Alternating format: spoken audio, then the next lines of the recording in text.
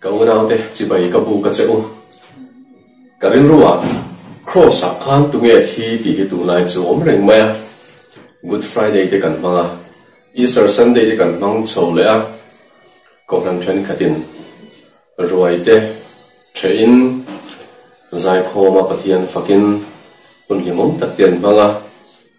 cái rừng ruộng Isu Christa ka cross le ra khen benia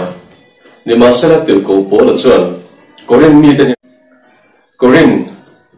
thom ni na bunga cha som le pali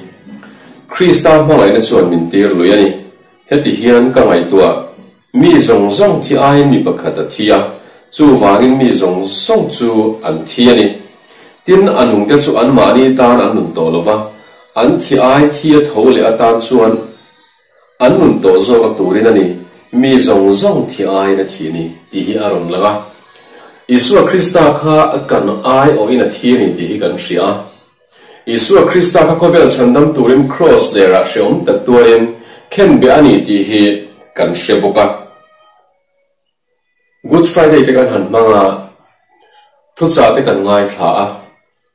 Isu Krista kha rom si pai ten an mana an diriama an soi sa nasa takin an vua ti chuan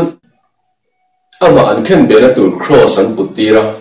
Calvary tlang lampanin an chom chuak ta ni ti kha kan huboka chanchin tha marka je bung som panga chang som ni le panina chuan tin Isu chu Golgotha huna an shuaya chu lulu hun tina ani tin wain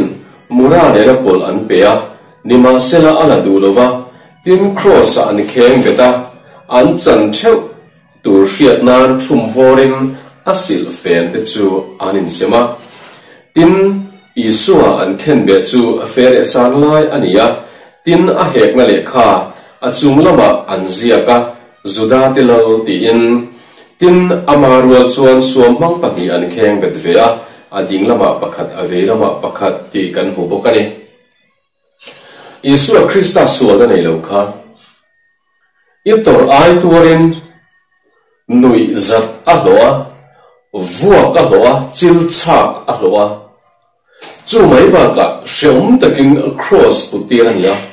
Golgotha munan kheng betani ti kan huni cross handi to chuan Isu Krista kan tar khen be a oma Calvary tlanga shom tak mai tuara kha kan mit thla in kan huwa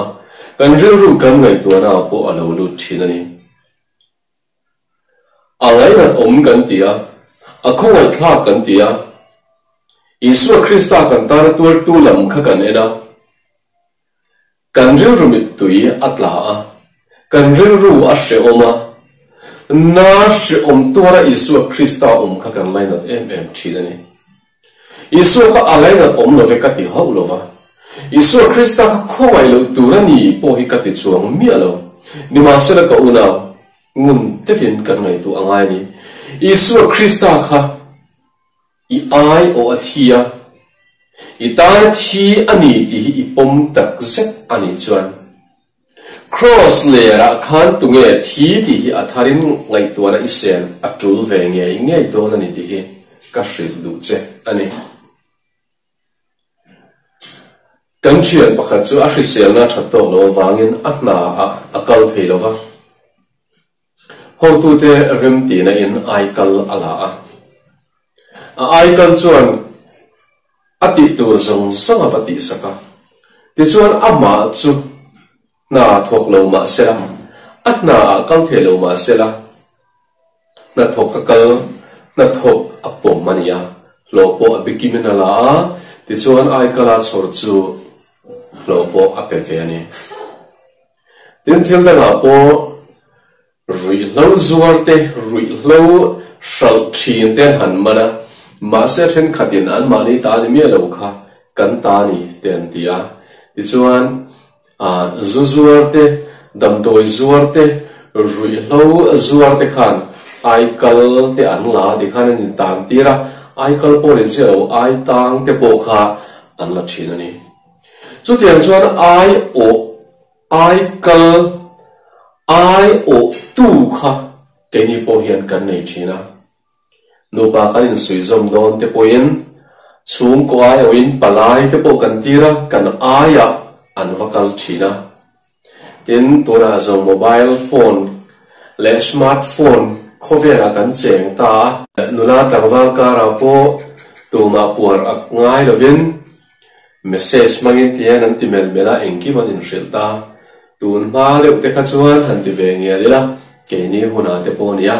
puar ak te kan nei china kan ai o in kan tir china ti khan ai o tu ai kal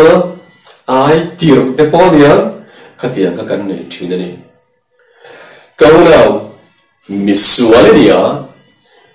cross layer khen be tla khopa misual kha ini shima engwangin mo bo chiat na wangin mi zong zong misual kan ni kan taksa hian thil thai ma bu turom lo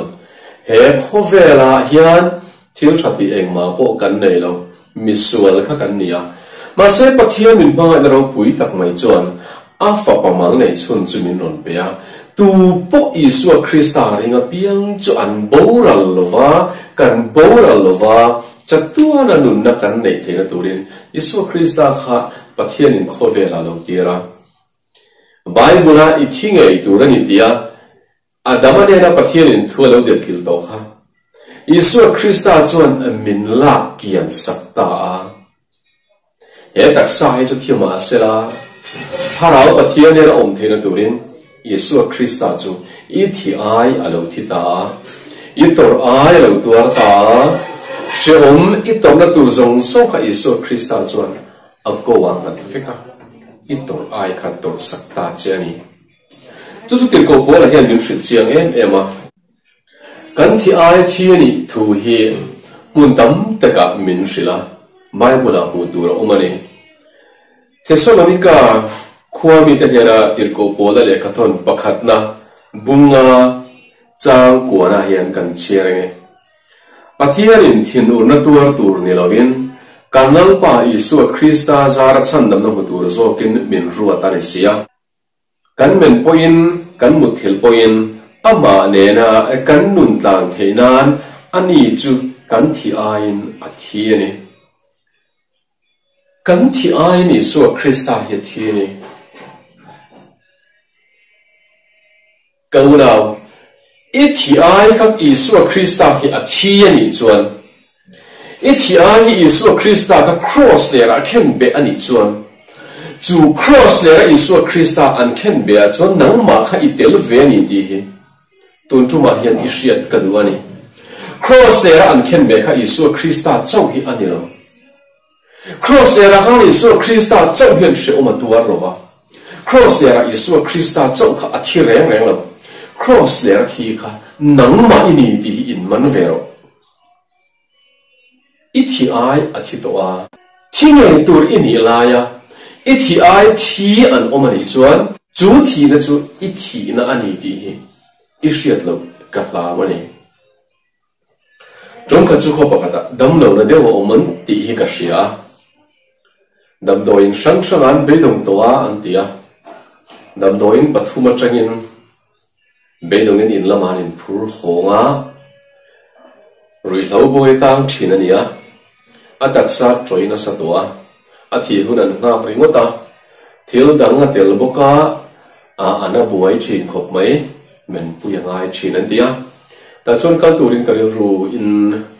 tutluna kan siama kal ve tangot maya anin pen kan thena bai ka tragan chu chi chu la dewa tanga awri hi ka ria maruat engai ron ti don horo local su ti thomi ka hre tatak me ni a bom tu wa cha don ve ka tia ka dam lo to tu ma khan ka to don ti hi hre lo tu ma ka hril lo shim shima ke mare ru pok chu ka khatia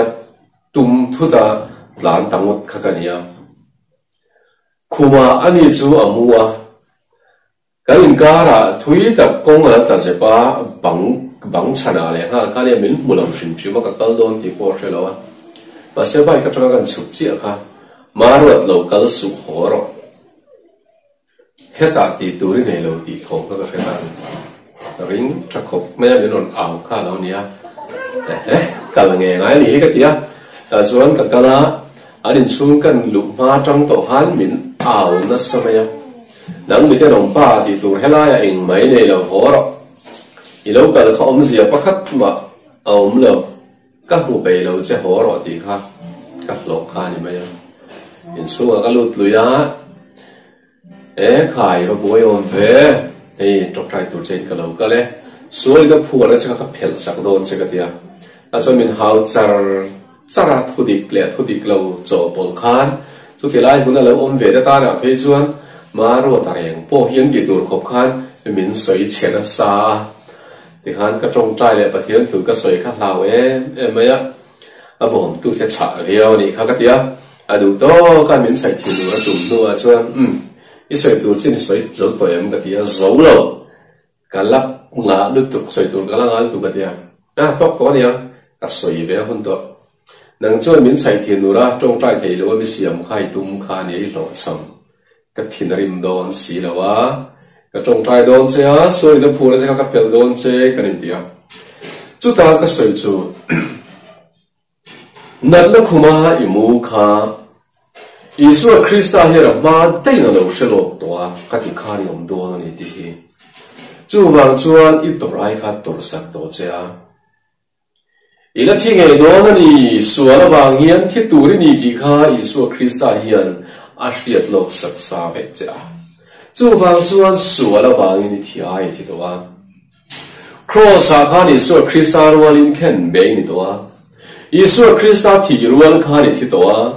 cross a kha ni Isu Krista hi amal thi reng lo nang ma nen kha na sinan khen be a nang ma nen kha na sinan thi chu wangin suai da phu na zong che kha Isu Krista mingin ka phel sak ve ka che ka tia ta chuan Isu Krista ra thil ti theina ron ta langa rel fim pa ngai ron pulia le thei ta ama bom tu tharau sol de pon an hoi sang le thei ta an kal kian sang thei ta ani kauna nang ma po khamun de vinin chutla cross le thi kha Isu Krista chau hi emo iti chung chuan I khonga I via wanga I laina via wanga ka thi ai thi Isu Krista kha ava khongai thak en iti tir watanga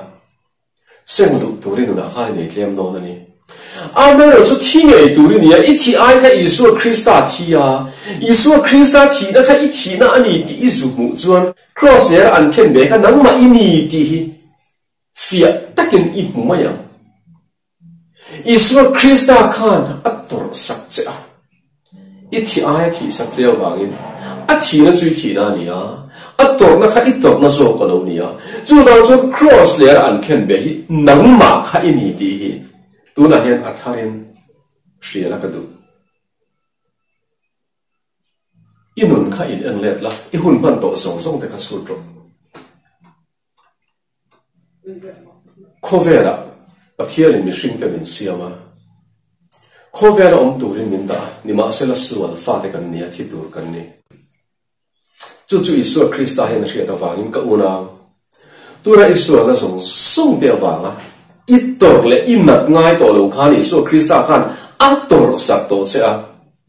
rom si pain an ben shepa chilan chak an vuak shep khanang mak ini